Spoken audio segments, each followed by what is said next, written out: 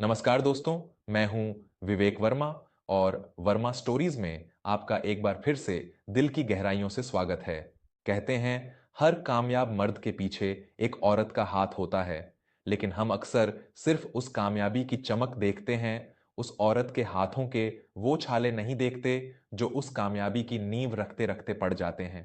प्यार और 7 फेरों के वादे तो हर कोई करता है, लेकिन जब वक्त इम्तिहान लेता है तो अच्छे अच्छों के वादे टूट जाते हैं। आज की कहानी एक ऐसी ही पत्नी के त्याग, तपस्या और एक पति के उस अटूट प्रेम की दास्तान है जिसे सुनकर आपको सच्चे प्यार पर फिर से यकीन हो जाएगा। एक तरफ अफसर पति का रुतबा था और दूसरी तरफ पत्नी के हाथों में लगा गाय का गोबर, लेकिन जब ये दोनों मिले तो वहां जो हुआ उसने पूरे गांव को रुला दिया। दिल थाम कर सुनिएगा, क्योंकि ये कहानी आपकी रूह को छू लेगी। धर्मपुर नाम के एक छोटे से गांव में सोमेश नाम का एक बहुत ही होनहार और होशियार नौजवान रहता था। सोमेश पढ़ने लिखने में गांव में सबसे अव्वल था, लेकिन उसकी किस्मत में गरीबी का एक बहुत गहरा अंधेरा था।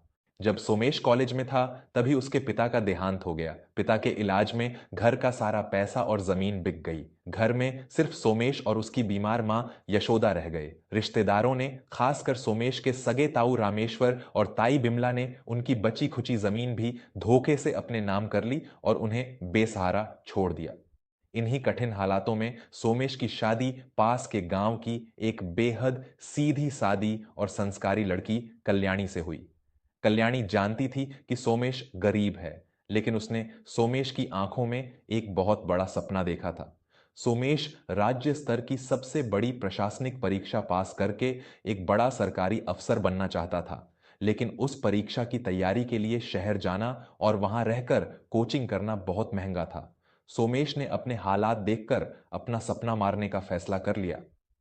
एक रात सोमेश अपनी किताबें एक बक्से में बंद कर रहा था, तभी कल्याणी वहां आई और उसने सोमेश का हाथ पकड़ लिया। ये क्या कर रहे हैं आप? ये किताबें तो आपकी जान हैं, इन्हें ऐसे बक्से में क्यों बंद कर रहे हैं? कल्याणी ने हैरानी से पूछा। सोमेश ने एक ठंडी आह भरते हुए कहा, सपने देखने का हक का सिर्फ अमीरों को होता है कल्याणी। घर में 2 वक्त की रोटी का ठिकाना नहीं है, माँ की दवाइयों के पैसे नहीं हैं। ऐसे में मैं शहर जाकर अफसर बनने के ख्वाब कैसे देख सकता हूँ? कल से मैं ताऊ जी के खेतों में मजदूरी पर जाऊंगा। कल्याणी की आंखों में आंसू आ गए, लेकिन उसने बहुत ही दृढ़ता से कहा, नहीं, आप ऐसा बिल्कुल नहीं करेंगे। आपके पिताजी का सपना था कि आप एक बड़े अफसर बने। आप कल ही शहर जाएंगे और अपनी पढ़ाई शुरू करेंगे। घर की और माँ जी की जिम्मेदारी आज से मेरी है। जब तक मेरे शरीर में जान है, मैं आपके इस सपने को टूटने नहीं दूंगी। सोमेश अपनी पत्नी का मुंह देखता रह गया। कल्याणी ने अपनी शादी का इकलौता सोने का मंगलसूत्र उतारकर सोमेश के हाथों में रख दिया और उसे शहर भेज दिया। सोमेश शहर चला गया। यहाँ गांव में कल्याणी के लिए एक बहुत ही खौफनाक और संघर्ष भरा दौर शुरू हो गया। यशोदा की दमे की बीमारी बढ़ गई थी। उनके इलाज और सोमेश की शहर की पढ़ाई का खर्च उठाना कोई आसान काम नहीं था। कल्याणी ने गांव के लोगों के खेतों में मजदूरी करना शुरू कर दिया। जो कल्याणी अपने मायके में कभी धूप में नहीं निकली थी, वो अब चिलचिलाती धूप में पसीना बहाती। लेकिन खेतों की मजदूरी से इतना पैसा नहीं आता था कि सोमेश की कोचिंग की फीस भरी जा सके। इसलिए कल्याणी ने एक ऐसा फैसला लिया जिसे सुनकर पूरा गांव उस पर हंसने लगा। कल्याणी ने गांव के बड़े जमींदारों और अपने ताऊ रामेश्वर की गौशालाओं में गाय भैंसों का गोबर उठाने और उनके कंडे उपले पाट कर बाजार में बेचने का काम शुरू कर दिया। सारा दिन गोबर की बदबू में सनी हुई कल्याणी जब शाम को घर लौटती तो उसके कपड़े मैले होते और हाथों में छाले पड़े होते। ताऊ रामेश्वर और ताई बिमला उसे देखते ही ताने मारते। बिमला मुंह बनाते हुए कहती, अरे ओ महारानी, तेरा पति शहर में कोई अफसर नहीं बन रहा, किसी ढाबे पर झूठे बर्तन मांज रहा होगा, और तू यहां अपनी जवानी गोबर पाटने में सड़ा रही है। ये अफसर बनने के ऊंचे सपने देखना छोड़ दे। गरीब की औलाद हो, गरीब ही रहोगे।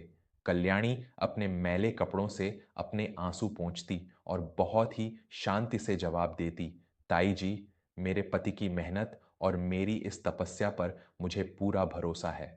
ये गोबर नहीं, मेरे पति की कामयाबी की सीढ़ियां हैं। एक दिन वो जरूर बड़ा अफसर बनकर लौटेंगे। रामेश्वर जोर से हंसता और कहता, अरे जाजा, अगर तेरा पति अफसर बन गया ना तो मैं पूरे गांव में मिठाई बांटूंगा। पागल औरत। दिन महीने में और महीने सालों में बदलते गए। पूरे 4 साल बीत गए। कल्याणी ने खुद को पूरी तरह से मिटा दिया था। वह सूखी रोटी और नमक खाकर गुजारा करती, लेकिन हर महीने की पहली तारीख को सोमेश के लिए शहर पैसे जरूर भिजवाती। कई बार जब सोमेश गांव आने की बात करता तो कल्याणी उसे फोन पर मना कर देती, क्योंकि वह नहीं चाहती थी कि सोमेश आने जाने में पैसे बर्बाद करे और उसकी पढ़ाई का नुकसान हो। सोमेश भी दिन रात एक करके सिर्फ और सिर्फ अपनी किताबों में डूबा रहता। उसे अंदाजा भी नहीं था कि उसकी पत्नी गांव में किस कदर जुल्म और गरीबी की आग में जल रही है। और फिर वो दिन आ ही गया जिसने धर्मपुर गांव का इतिहास बदल दिया। राज्य लोक सेवा आयोग का परिणाम घोषित हुआ। पूरे राज्य में सोमेश ने पहला स्थान हासिल किया था। वह सीधा डिप्टी कलेक्टर एसडीएम बन गया था। जैसे ही यह खबर जिले के कलेक्टर ऑफिस से धर्मपुर के सरपंच तक पहुंची, पूरे गांव में हड़कंप मच गया। जो लोग कल तक सोमेश और कल्याणी का मजाक उड़ाते थे, आज उनके चेहरों की रंगत उड़ गई थी। सबसे ज्यादा बुरी हालत तो रामेश्वर और बिमला की थी, लेकिन कहते हैं ना कि दुनिया उगते सूरज को सलाम करती है। रामेश्वर ने तुरंत अपना रंग बदला और गांव वालों के साथ मिलकर सोमेश के स्वागत की बहुत बड़ी तैयारी शुरू कर दी। गांव के दरवाजे पर फूल मालाएं मंगवाई गईं, बैंड बाजे का इंतजाम किया गया। रामेश्वर ऐसे दिखावा कर रहा था जैसे सोमेश को उसने ही पढ़ा लिखा कर अफसर बनाया हो। दोपहर का वक्त था। गांव की पक्की सड़क पर दूर से पुलिस की जीप का सायरन सुनाई दिया। उसके पीछे एक सफेद रंग की सरकारी गाड़ी आ रही थी, जिस पर नीली बत्ती लगी थी। पूरा गांव सड़क के दोनों तरफ खड़ा था। गाड़ी गांव के चौक पर आकर रुकी।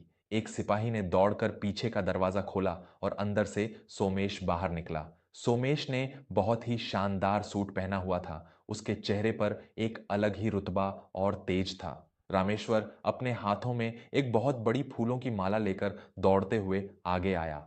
अरे मेरा बेटा, मेरे शेर, मुझे तो पहले से ही पता था कि तू एक दिन हमारे खानदान का नाम रोशन करेगा। आ बेटा, मुझे गले लगा ले, रामेश्वर ने बहुत ही मक्कारी से कहा। लेकिन सोमेश ने रामेश्वर को गले नहीं लगाया। उसने रामेश्वर के हाथों से वो माला साइड में कर दी। उसकी नजरें उस पूरी भीड़ में सिर्फ एक ही चेहरे को ढूंढ रही थीं। ताऊजी, मेरी माँ कहाँ है? और कल्याणी कहाँ है? सोमेश की आवाज में बेचैनी थी।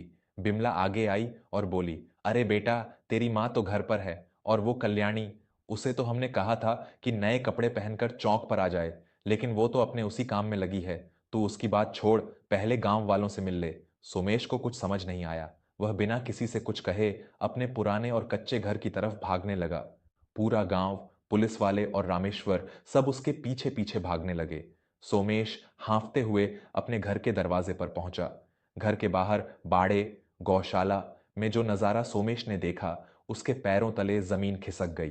कल्याणी एक पुरानी फटी हुई सूती साड़ी में थी। तेज धूप के कारण उसका चेहरा झुलस गया था। बस वह जमीन पर बैठी थी और अपने नंगे हाथों से गाय का गोबर उठा उठाकर उसके कंडे उपले पाट रही थी। उसके पूरे हाथों और कपड़ों पर गोबर लगा हुआ था। उसके पैरों की एड़ियां फटी हुई थीं और उनमें से हल्का हल्का खून रिस रहा था। गांव के बैंड बाजे की आवाज सुनकर कल्याणी ने जैसे ही मुड़कर देखा, सामने सोमेश खड़ा था, एक बड़ा अफसर।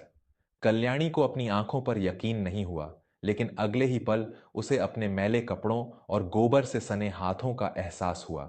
कल्याणी घबरा गई। वह तेजी से पीछे हटी और अपने मैले हाथों को अपनी फटी हुई साड़ी के पल्लू में छुपाने की कोशिश करने लगी। उसे लगा कि इतने बड़े अफसर पति के सामने उसकी यह बदबूदार और गंदी हालत सोमेश को शर्मिंदा कर देगी। आप आप आ गए। आप अंदर चलिए। मैं अभी हाथ धोकर आती हूं।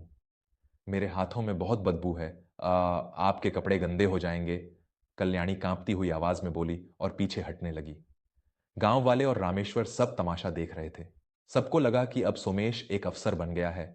वो इस गोबर में सनी अपनी गमवार पत्नी को देखकर जरूर नाक भौं से कोड़ेगा या उसे डांटेगा। लेकिन सोमेश ने जो किया, उसने वहां खड़े हर इंसान के रोंगटे खड़े कर दिए। सोमेश की आंखों से आंसुओं की धारा बह निकली। वह अपने उन महंगे जूतों और शानदार सूट की परवाह किए बिना उस गोबर से सनी जमीन पर कल्याणी के सामने घुटनों के बल बैठ गया। कल्याणी पीछे हटी। ये क्या कर रहे हैं आप? आपके कपड़े खराब हो जाएंगे। मेरे हाथों में गोबर है। लेकिन सोमेश ने आगे बढ़कर कल्याणी के उन दोनों हाथों को कसकर पकड़ लिया जिन पर ताजा गोबर लगा हुआ था। उसने कल्याणी के उन गंदे, छिले हुए और बदबूदार हाथों को अपने सीने से लगा लिया और फूट फूट कर रोने लगा। ये हाथ गंदे नहीं हैं कल्याणी, ये हाथ दुनिया के सबसे पवित्र हाथ हैं। मुझे माफ कर दो मेरी जान।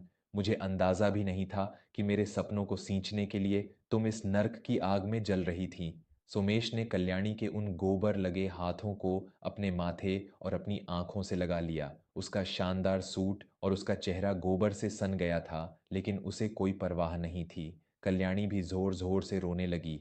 मत कीजिए ऐसा, लोग क्या कहेंगे कि एक अफसर अपनी गोबर उठाने वाली बीवी के पैरों में बैठा है। सोमेश अचानक खड़ा हुआ। उसने कल्याणी का हाथ अभी भी पकड़ा हुआ था। वह पूरी भीड़ और रामेश्वर की तरफ घूमा। उसकी आंखों में आंसू थे, लेकिन आवाज में एक दहाड़ थी। सुन रहे हो तुम सब, ताऊ जी, ताई जी और ये सारा गांव, आज आप लोग मेरे गले में जो फूलों की मालाएं डालने आए हैं, उनका असली हकदार मैं नहीं हूं। सोमेश ने कल्याणी का हाथ हवा में उठाया।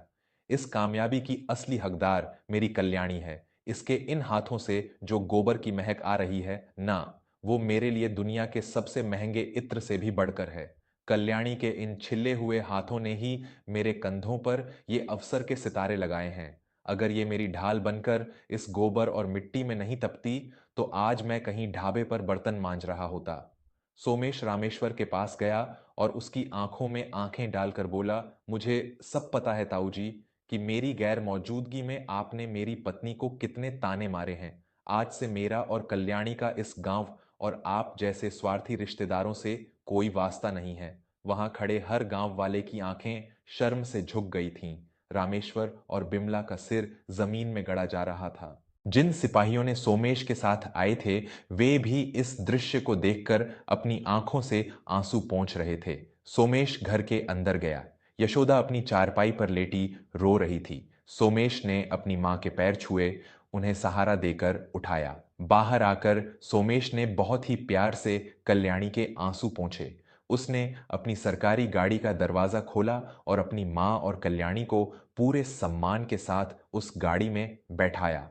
कल्याणी अपने उसी फटे हुए और गोबर लगे कपड़ों में उस चमचमाती हुई सरकारी गाड़ी में बैठी थी, लेकिन आज वह किसी रानी से कम नहीं लग रही थी। सोमेश गाड़ी में बैठा और गाड़ी पूरे गांव के सामने से धूल उड़ाती हुई शहर की तरफ निकल गई। पीछे रह गए तो बस रामेश्वर और वो गांव वाले जो अब पछतावे की आग में जल रहे थे। तो दोस्तों, ये थी हमारी आज की कहानी। ये कहानी हमें ये सबक देती है कि वक्त हमेशा एक सा नहीं रहता। जो इंसान आपके बुरे वक्त में आपका साथ दे, आपके लिए दुनिया के ताने सहे, कामयाबी मिलने पर उस इंसान का हाथ कभी मत छोड़ना।